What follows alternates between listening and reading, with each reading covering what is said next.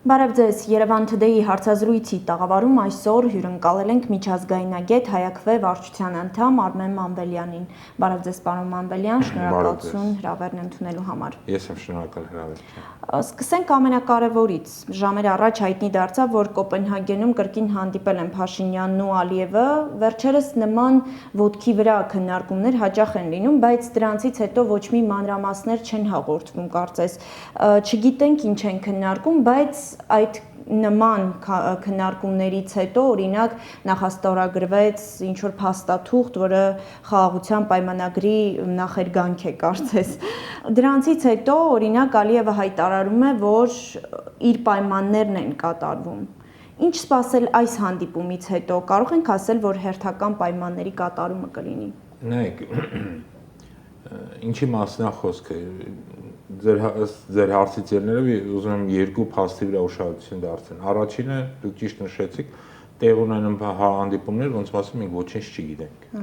Սա ընդհանրապես վերջին 7 տարում գործող անձի կամ վարչապետի աթոռին նստած անձի բոլոր հանդիպումների մասին, թե ինչ են քննարկվել, ինչ օրակարգով է հանդիպումը, մենք ոչինչ չգիտենք։ Մենք գիտենք դրա հետևանքները, որ ամեն օր ռեժիմով տեսնում ենք, դա պատերազմներն են, որ ինքը մեր գլխին բերել է, դա Արցախի նկատմամբ հարձակում է,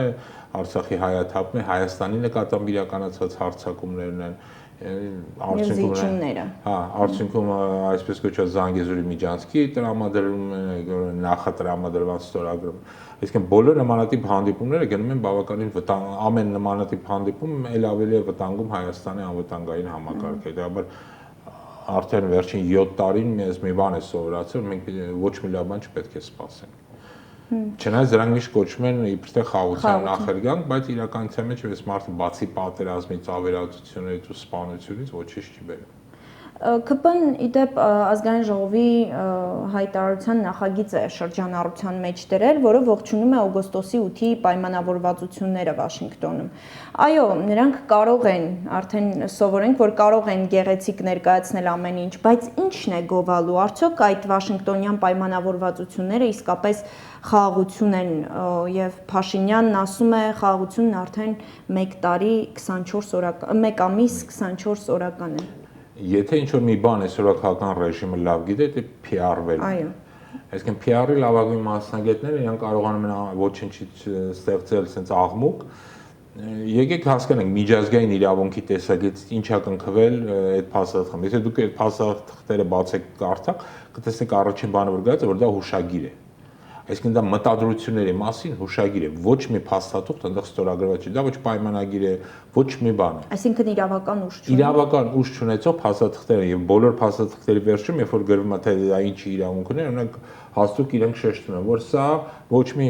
ֆինանսական պարտավորություն կողմերի վրա չի դնում։ Օրինակ նույնիսկ այնտեղ կան փաստաթղթեր ստորագրած, որոնք այսպես կոչված Հայաստանի իբրև արհեստական բանականության զարգացման ճանապարհների վերաբացման մասին են, բայց միշտ ամերիկյան կողմը շեշտում է, սա ամերիկյան կողմի վրա է, ոչ մի կողմի վրա ֆինանսական պարտավորություն չի դնում։ Այսինքն փաստաթուղթը, որը չի դնում ֆինանսական պարտավորություն, ինքը առ-ոչինչ է։ Եվ հետեւաբար այդ հուշագրերը, որոնք ստորագրվել են Վաշինգտոնում, իրենք ոչ մի իրավական ուժ չունեցող բան է։ Դա պետք է կողմերի համար, Ադրբեջանի համար կողը պետք է, որտեղ ինքը դրանով առաջին քայլն է անում դեպի Հայաստանի վրայով ճանապարհ կառուցել դեպի Նախիջևան, կոչենք ինչպես այն ուզում են կոչենք Թրամփի ճանապարհ, Զանգեզուրի միջանցքից, ադրբեջանական կողմը պարբերաբար հենց տենց է կոչում Զանգեզուրի միջանցք, եւ հայկական կողմի համար ոչ թե հայկական կողմի համար գործողական ռեժիմը, դա պետք է որ կես խաղաղության իմիտացիա ստեղծել, որը շատ վտանգավոր է, հատկապես հայկական կողմի համար, որովհետեւ եթե դուք այդ փաստաթուղթը մանրամասը կարդաք, կտեսնեք Ադրբեջանից Նախիջևան այսպես կոչված Թրամփի ճանապարհի կամ Զանգեզուրի միջանցքի մասին հստակ է գրված, որ այն լինելու է անխոչնդոտ այդ ճանապարհից։ Մնացած մասին ամենը բարի ցանկություններ են, որ կողմերը պատրաստական են ճանապարհները բացել։ Բայց եթե այդ փաստաթուղթը, ինչպես դուք նշեցիք, իրավական որևէ ուժ չունի, Ադրբեջանը ինչպես է պարտադրելու դրա կատարումին։ Ադրբեջանը շատ լավ գիտի գործողական ռեժիմի վիճակը։ Եվ ես ինչքան հասկանում եմ, իրանք եւ գործող ռեժիմի պարագլուխը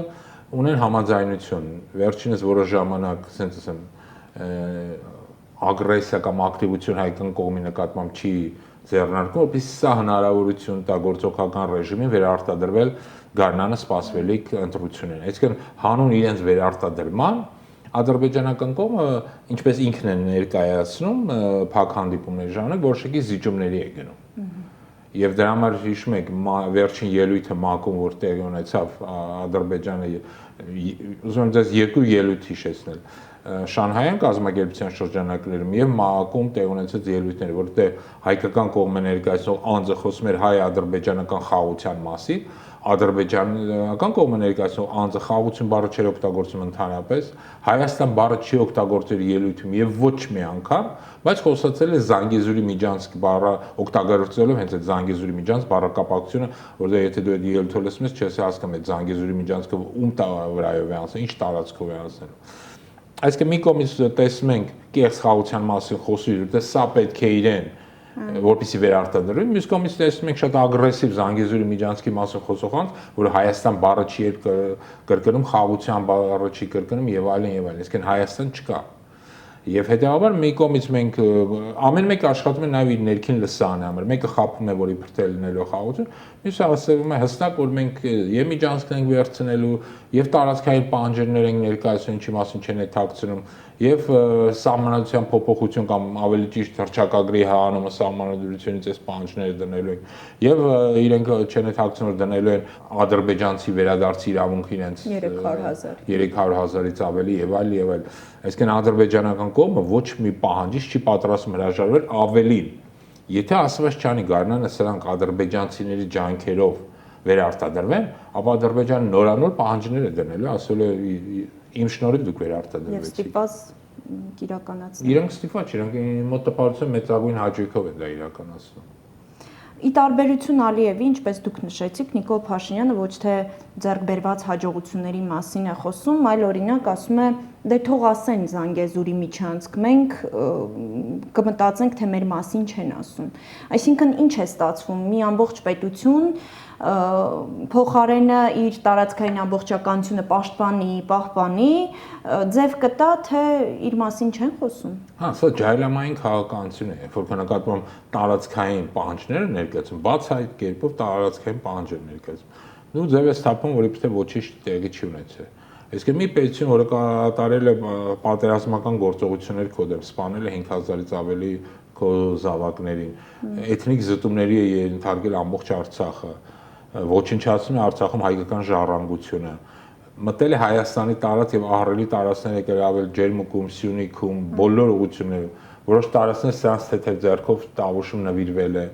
այսինքն եւ այս երկրի նկատմամբ դու խոսում ես իբր թե խաղաղությունից, սա սեփական բնակչությանը քննացնելու, խաբելու, ամենը ձևերից մեկն է, քանի որ անկեղծ լինենք, նորմալ է, որ մարդիկ ցանկանում են խաղաղության մեջ ապրել։ Բոլորն են ցանկանում։ Սա նորմալ երևույթ է, բայց փորձել դրա շահագործել եւ խաբելով հասնել դրան, այսինքն ոչ թե իրական խաղաղության հասնել, այլ խաբելով բնակչությանը, սա շատ վտանգավոր երևույթ է, վտանգավոր առաջին հերթին Հայաստանի Հանրապետության համար։ Այսինքն թմրեցնում է այդ, հա, զգուշավորության։ Այո, մարդկանց թմրեցնում է եւ ասում է, նայեք, գնում են ռազմական բյուջեի կրճատման։ Այո։ Այն դեպքում Ադրբեջանը ավելացնում է ռազմական բյուջեն։ Այն դեպքում որ մենք տեսնում ենք ամեն օր ոնց են նոր ռազմամթերք տարբեր երկրներից գնում Թուրքիայից, Իսրայելից գնում դեպի Ադրբեջան։ Երբ որ մենք տեսնում ենք ոնց Ադրբեջանը եւ Թուրքիան Հայաստանի սահմանների շուրջ շարունակաբար ռազմական տարբեր զորավարժություններ անում։ Իսկ Հայաստանը նկատում որ վերջին 5 տարում ոչ մի զորավարժություն չի եղել, ընդհանրապես մի քանի շտաբային հավաքներ են եղել։ Այսինքն այս ագրեսիայի պայմաններում փորձել բնակչությանը թմրեցնել, խաղաղեցնել, ստել թե մեկ ամիս քան այսքան խաղաղություն է, կներեք, ուզում եմ հատուկ նաև եւս մի քանի ստերի մասին խոսել, որ վերջերս հայտարարեց, որ տարուկես է Հայաստանի սահմանին ոչ մի մենք թշնամու կրակոցից զոհ չենք ունեցել, սա բացարձակ սուտ է,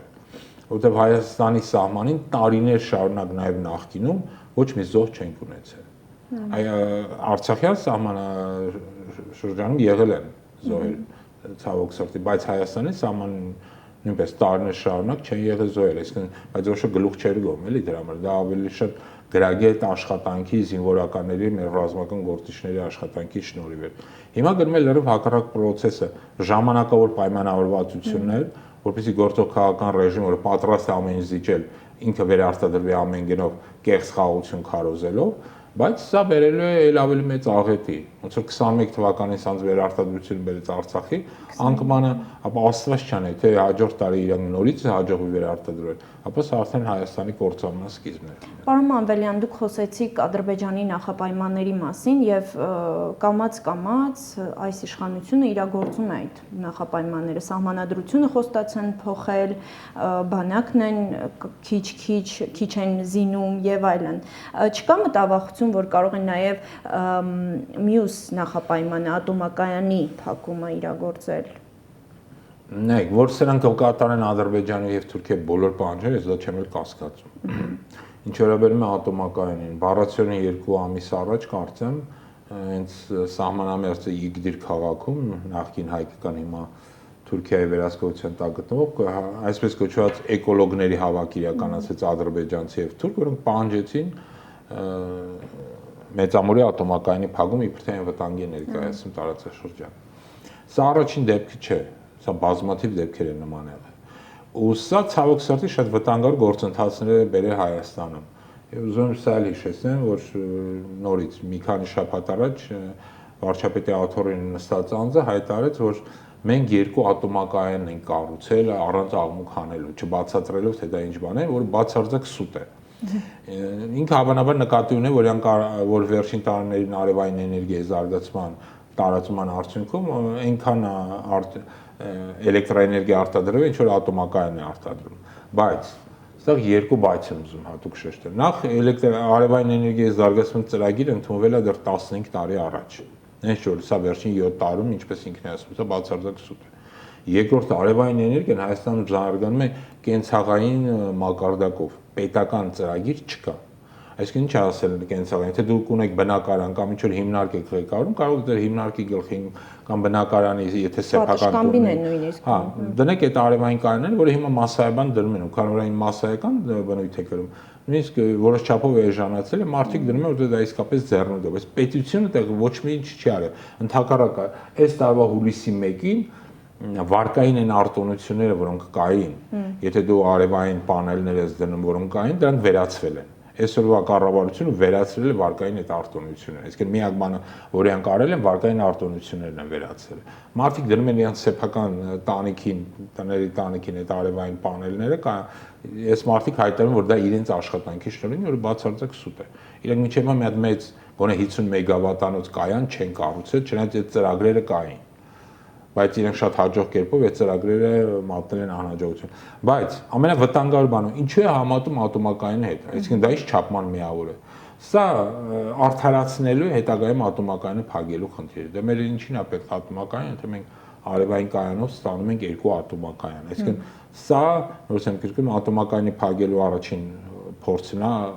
ասենց PR մակարդակում նախերգանքն է, որը հետագայում ցավոք սրտի ես համոզված եմ էլ ավելի խորանալու, որտեղ իրանք հստակ չունեն քաղաքականություն եւ չեն պատկերացնում թե ինչ կարելի անել այդ ամենի հետ, բայց քանի որ կա պահանջ փակելու, սա շատ վատ տենդենս է ես նկատում, շատ վատ միտում, որ կարող են գնալ նաեւ այդ քայլին, որը Հայաստանի էներգետիկ եւ անվտանգային համակարգի համար լրջագույն հարված կարող է լինել։ Պարոն Մանվելյան, ՔՊԱ-ական իշխանությունը ժողովրդին համոզում է, որ սահմանները բացելուց հետո Ադրբեջանից գազ կբերենք, ԱԺ նախագահն էլ ասում է բենզին կբերենք էժան։ Այդ էժան ապրելու այդ հայտարարությունները որքանով են արդարացված։ Նայեք, նորից, այստեղ մի քանի խնդիր կա։ Մարդկանց խաբում են էժանությամբ, որը նախ սկսենք ասել, որ դա կեղծ է, բայց ցավոք սրտի մենք ունենք մի, ասենց ասեմ, բնակության մի հատված, ոչ մեծ, բայց կա այդ հատվածը, որի համար էժան ասել են, որ հայտնի խոսքը չէ, որ ձերի պանիրը միայն թակարդում է գտնում։ Հիմա այս էժան ասելով այդ թակարդն են ստեղծում այդ մարդկանց համար։ Նախ սկսենք նրանից, որ ոչ մի բան էժան չի։ Ամեն ինչ թանկ է։ Առավելևս եթե դա Արցախի հանձնման գնով ինքը շատ-շատ թանկ է։ Այսինքն չի կարելի Հայաստանից հատված տալ ու հետո ասել էժան կբերենք բենզի։ Այսինքն սա նաև խնդիրը ոչ միայն քաղաքական, ոչ միայն տնտեսական, այլ նաև բարոյական արժեհամակարգային ոլորտում է։ Այսինքն ոչնչացնում են քո արժեհամակարգը, քեզ մարդուց վերածում են մի կենթանու, որի համար կարևոր է էժան լինի։ Դե էժանի համար իր զավակին կմորթեն, թե ինչ կանեն, իր տունը ձեռից կվերցնեն, համար էական չի։ Փորձում են կարևոր է էժանը, հացը էժանը։ Սենց հայտնի խոսք է, չէ՞, ասում եմ, ստրուկի շղթաները ավելի թեթև են, քան ռազմիկի զրահը։ Հիմա այդ ստրուկի շղթաներն են փորձում մարդկանց վզին փաթեթել, ասենց ավելի թեթև է, էժան է, հեշտ է, բանակնի կկրճատենք 1.5 տարի կսարքենք, հետո էլի կկրճատենք, գնանք ստրուկի կարգավիճակով կապրենք, բայց փոխարենը էժան կապրենք։ Ու որոշ մարդկանց դեպքում սա աշխատում է ցավոք սրտի։ Սա էլ ուզում դուր հատուկ շեշտեմ, սա ոչ միայն այսօրվա հետևանք է, սա նաև մեր անկախ Հայաստանում պետական կամ ազգային քաղաքականության, ազգային կրթական համակարգի բացակայության հետևանք է նաև, որև հանգեցրել է սա, որ մարդիկ դառել են նյութապաշտ։ Կարևոր օրվա հացն է, մնացած է արդեն էական չի։ Սա էլ վերում է հենց այն կորուստների, որին մենք տեսնում ենք ամենօրյա ռեժիմում։ Պետք է արձանագրենք, որ Հայաստանը գտնվում է շատ վտանգավոր իրավիճակում։ Թե արտաքին քաղաքական վտանգների մեջ, թե ներքաղաքական վտանգներից մեր ամենակարևորը